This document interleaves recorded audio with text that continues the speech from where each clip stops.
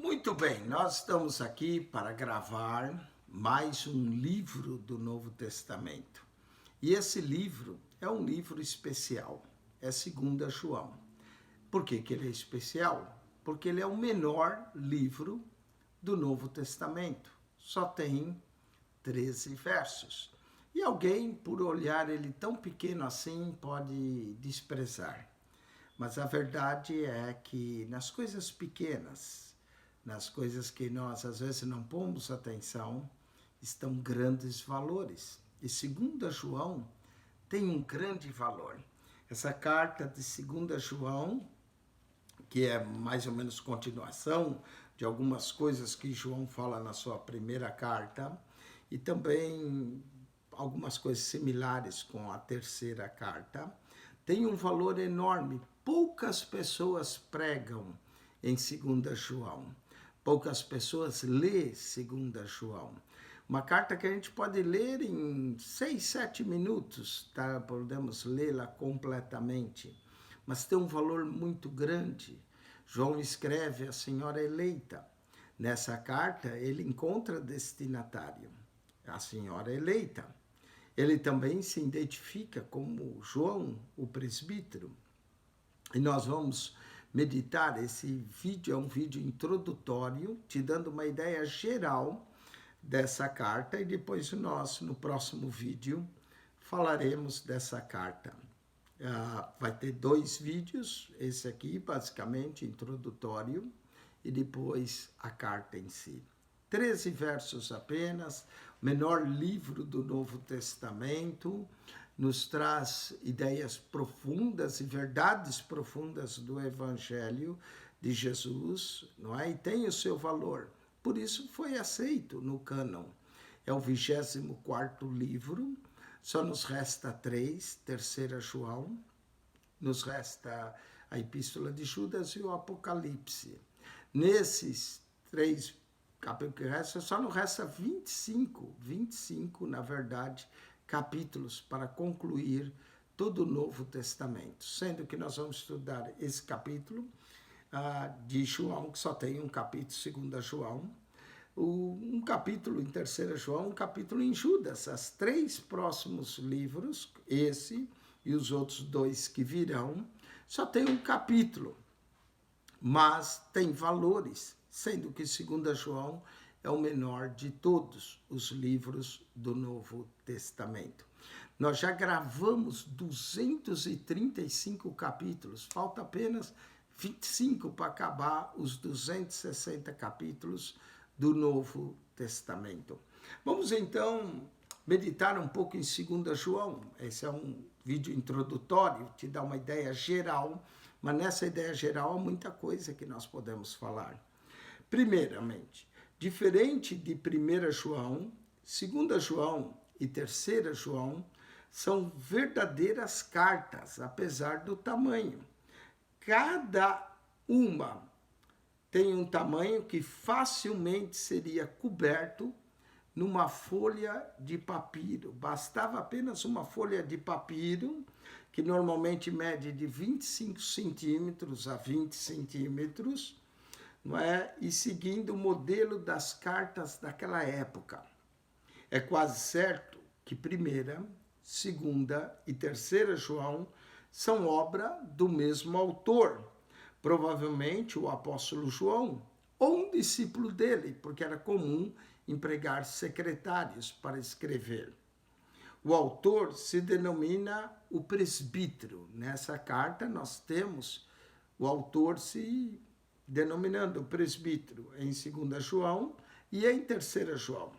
2 João foi escrita, nós temos o destinatário, a senhora eleita e aos seus filhos.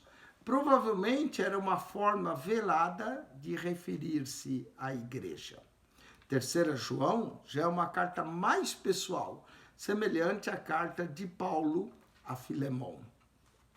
Assim como a carta anterior, 2 João adverte contra os falsos mestres, incentiva os leitores a permanecerem na verdade, no ensinamento de Cristo, e enfatiza um tema favorito da ordem de Jesus, que aqueles que o seguem deve amar uns aos outros.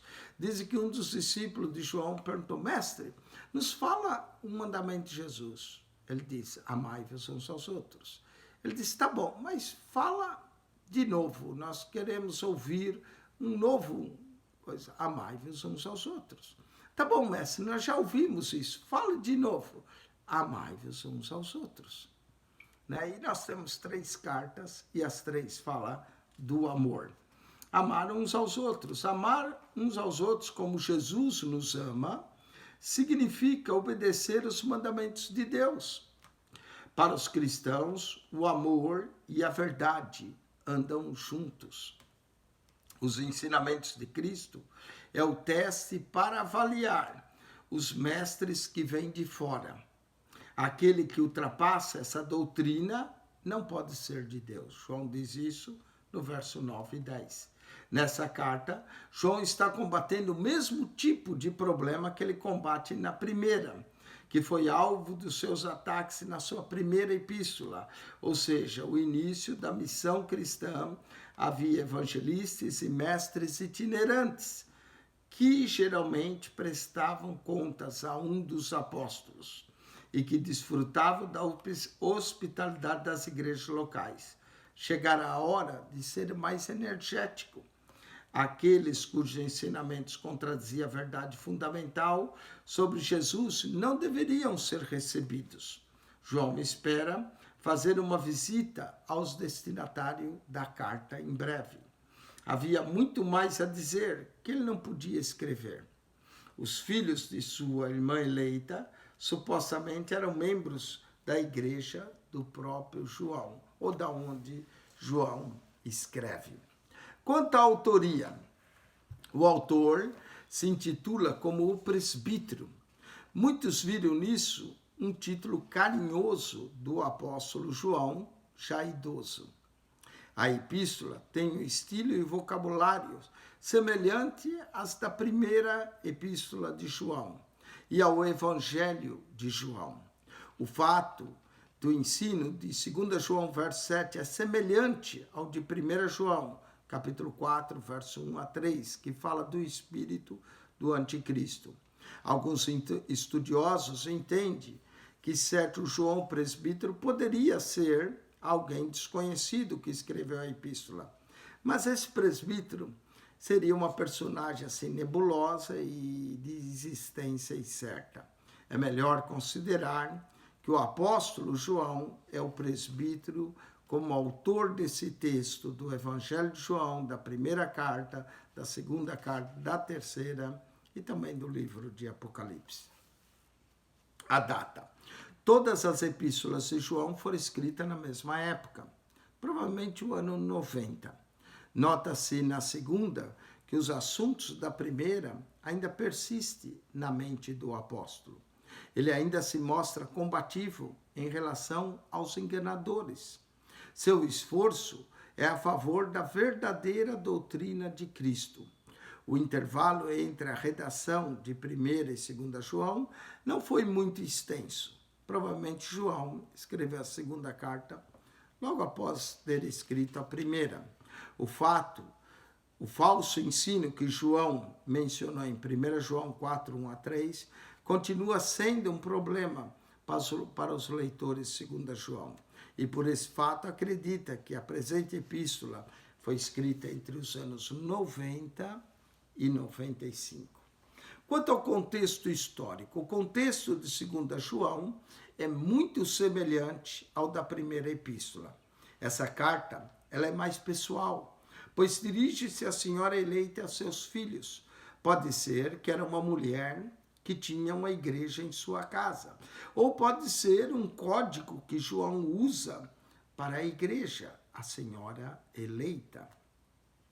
Tal mulher, como não é identificada pelas escrituras, a quem defenda que até a senhora eleita seja até Maria, irmã de Marta, a qual estaria mencionada no verso 13. Há quem tome o termo senhora em grego de cúria, considerando como nome próprio. Outras hipóteses sugerem que João estivesse chamando de senhora eleita a uma igreja específica ou uma igreja local. Seria o destinatário um indivíduo ou denotaria o termo senhora figuradamente uma igreja cujos membros são seus filhos? Ou se tinha em mente um indivíduo, uma senhora, teria essa senhora uma casa onde se reunia o grupo de crentes, de forma que eram chamados filhos dela.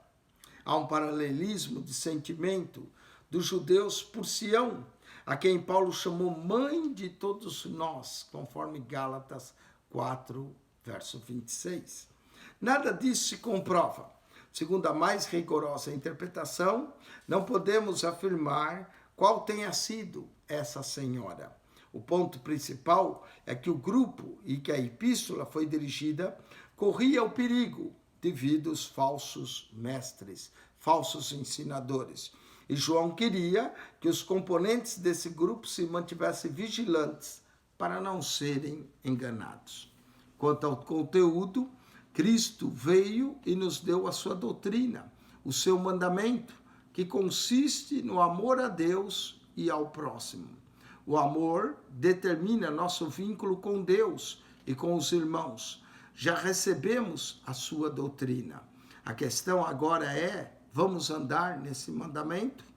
O verbo andar é muito utilizado por João e também por Paulo, quando Paulo diz andai no Espírito, indicando nosso modo de vida, nossas decisões, nossos rumos, nossas ações.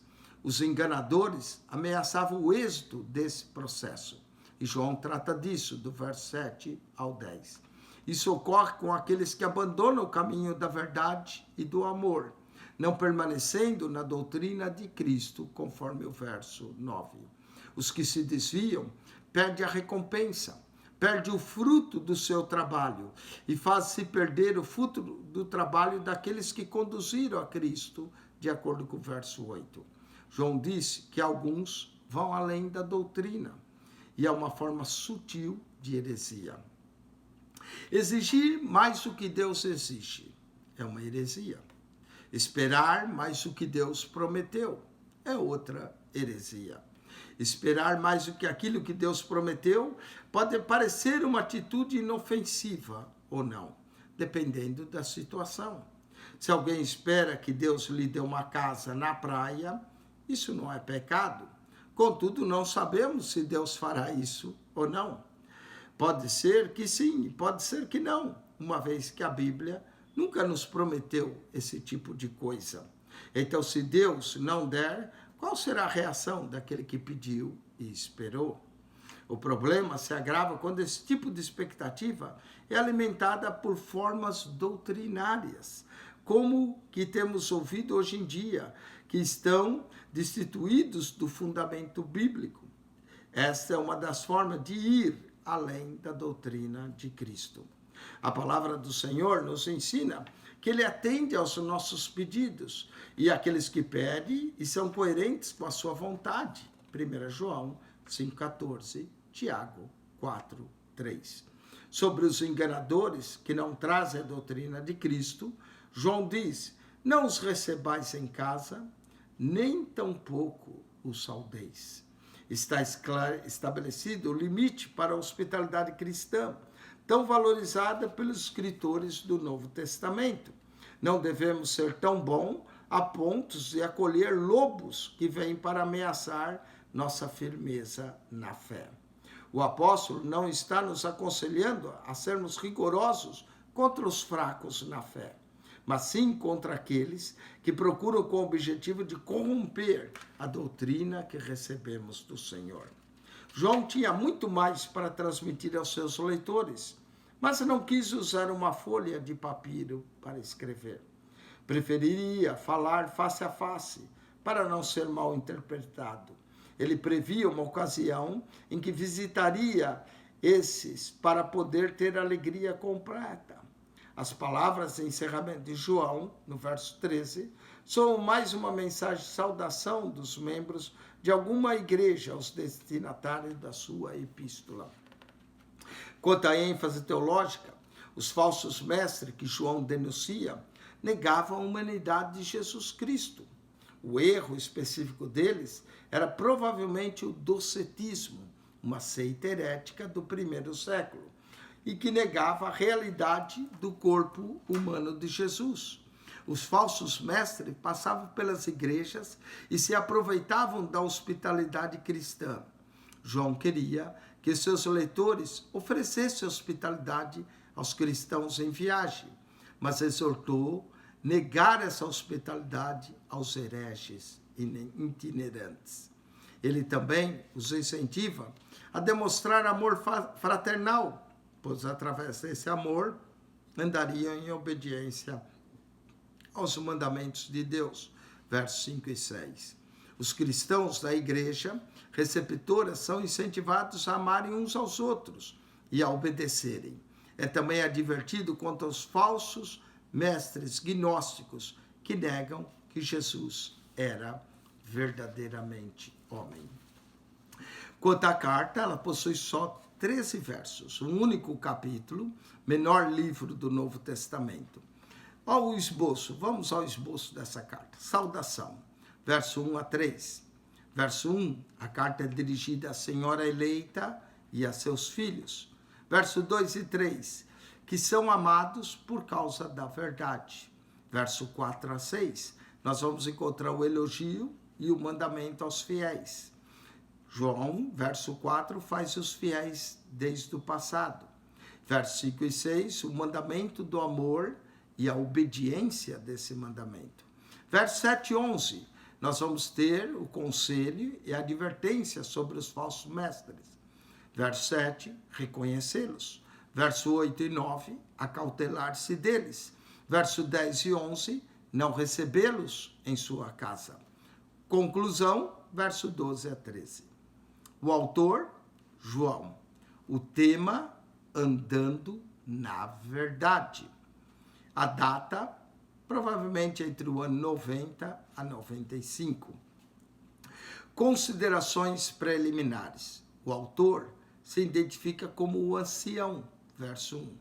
Provavelmente um título honroso atribuído ao apóstolo João nas suas décadas finais do século I, devido à sua idade avançada, à sua respeitável posição, à sua autoridade espiritual, como o único dos 12 apóstolos que ainda continuava vivo. João dirige essa carta à senhora eleita e a seus filhos. Alguns intérpretes interpretam a senhora eleita figuradamente como uma igreja local, seus filhos aos membros dessa igreja, e a sua irmã, a eleita, mencionada no verso 13, como uma congregação idêntica. Outros interpretam a endereçada literalmente como uma viúva cristã de destaque conhecida por João numa das igrejas da Ásia Menor e que estava sob seus cuidados pessoais. A família dessa senhora, bem como os filhos da sua irmã, são pessoas de destaque entre as igrejas daquela região. Como as outras epístolas de João, segundo João provavelmente foi escrita da cidade de Éfeso, enfim, da década de 80, possivelmente na década de 90, entre os anos 90 a 95. Propósito, João escreveu essa carta a fim de prevenir a senhora eleita contra os falsos obreiros, contra os mestres, evangelistas e profetas, falsos mestres, falsos evangelistas e falsos profetas que perambulavam pelas igrejas. Os tais abandonaram os ensinos do evangelho e agora propagavam seus falsos ensinos. A destinatária não devia recebê-los, nem sequer dialogar com eles, nem auxiliá-los. Fazer isso significa ajudá-lo a disseminar os seus erros e participar da sua culpa. A carta repudia o mesmo falso ensino que é denunciado em 1 João, capítulo 4, verso 1 a 3. Vamos ver uma visão panorâmica da carta. Essa epístola realça uma advertência que também se acha em 1 João, sobre o perigo de falsos mestres, que negam a encarnação de Jesus Cristo e que afastam-se da mensagem do Evangelho. João se alegra por ver que a senhora eleita e os seus filhos andam na verdade. Verso 4. O verdadeiro amor cristão deve ser obediente aos mandamentos de Cristo e ser mútuo entre os irmãos. Versos 5 e 6. O amor cristão deve incluir o discernimento entre a verdade e o erro, e também não dar apoio aos falsos mestres. Versos 7, 8 e 9. Receber amavelmente os falsos mestres é participar dos seus erros. Versos 10 e 11. A carta é breve, pois João planeja uma visita em breve, e assim far-lhe-á boca a boca, conforme o verso 12. Vamos ver as características especiais. São 3 as características principais dessa epístola. Primeiro, é o menor livro do Novo Testamento. Possui só 13 versos, seguido de 3 João com 15 versos, como o segundo menor. Tem semelhanças surpreendentes com 1ª e 3 João, quanto à sua mensagem, quanto ao seu vocabulário, quanto ao estilo simples da escrita. Terceiro, constitui-se um importante complemento à mensagem de 3 João. Apesar de 2 João ser escrita antes, complementa a mensagem de 3ª. Quanto à prevenção, quanto a receber ajuda e ajudar obreiros estranhos, desconhecidos. Conclui insistindo na necessidade do cuidado, do discernimento, à luz do ensino de Cristo e dos apóstolos, antes de alguém apoiar esses falsos obreiros, falsos mestres, falsos evangelistas.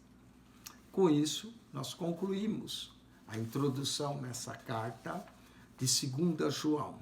Nós agora vamos estudar no próximo vídeo essa carta, que tem apenas 13 versos, mas que é de grande valor e foi escrita e foi considerada como um livro canônico, incluindo no cano do Novo Testamento, o 24º livro na ordem canônica, a segunda epístola de João. 2 João. Deus vos abençoe. Quem esteve convosco, o pastor Eugênio Piacentini. Ajude a divulgar nosso canal, envie os vídeos que nós fazemos, são livres, para que você compartilhe, para que você mande para os seus amigos através do WhatsApp, ou publique no Facebook, como você quiser. Essa carta nós podemos estudar, esse vídeo introdutório, 20 e poucos minutos, talvez a carta mais 15, 16 minutos, e assim nós estamos estudando mais um livro do Novo Testamento, a Epístola de 2 João. Que Deus te abençoe, que a graça de nosso Senhor e Salvador Jesus Cristo seja contigo, que o amor tão importante mencionado nessa carta, como o amor andando na verdade, esteja na sua vida, e que o amor de Deus, o nosso Pai, e a comunhão do Espírito Santo, a consolação, a direção, o guia do Espírito Santo que nos ajuda a discernir entre a verdade e o erro, esteja com todos vós em Cristo Jesus. Deus vos abençoe ricamente no Senhor Jesus. Assista o comentário da segunda carta de João. Deus abençoe. Amém.